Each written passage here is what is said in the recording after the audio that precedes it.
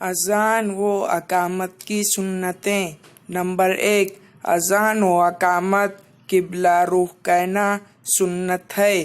Number 2، اذان کے الفاظ ٹھہر ٹھہر کر ادا کرنا اور اقامت کے الفاظ جلد جلد ادا کرنا سنت ہے۔ نمبر 3، اذان میں حی علی الصلاۃ، حی علی الفلاح کہتے وقت مؤذن کو دائیں اور بائیں منہ پھیرنا سنت ہے، لیکن سینہ اور قدم قبلہ رخ ہی رہے۔ نمبر 4، جب مؤذن سے اذان کے کلمات سنیں تو جس طرح وہ کہے اسی طرح کہتے جائے اور حی علی الصلاۃ و حی علی الفلاح کے جواب میں لا حول ولا قوۃ الا باللہ کہیں۔ نمبر 5، فجر کی اذان میں الصلاۃ خیر من النوم کے جواب میں صدقت و بررت کہا جائے گا۔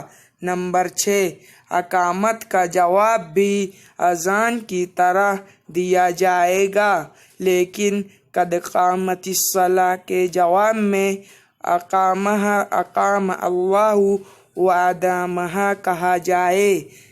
نمبر 7، اذان کا جواب دینے کے بعد درود شریف پڑھنا سنت ہے۔ درود شریف پڑھ کر یہ دعا پڑھے جو بخاری شریف کتاب الاذان میں منقول ہے۔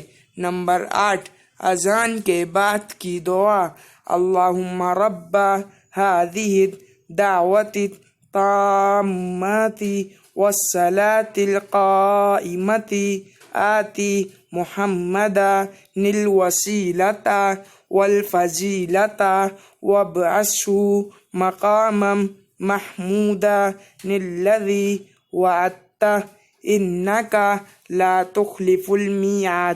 ترجمہ: اے اللہ، اس پوری پکار کے رب اور قائم ہونے والی نماز کے رب محمد صلی اللہ تعالی علیہ وسلم کو وسیلہ عطا فرما اور ان کو فضیلت عطا فرما اور ان کو مقام محمود پر پہنچا جس کا تو نے ان سے وعدہ فرمایا۔ بے شک تو وعدہ خلافی نہیں فرماتا ہے۔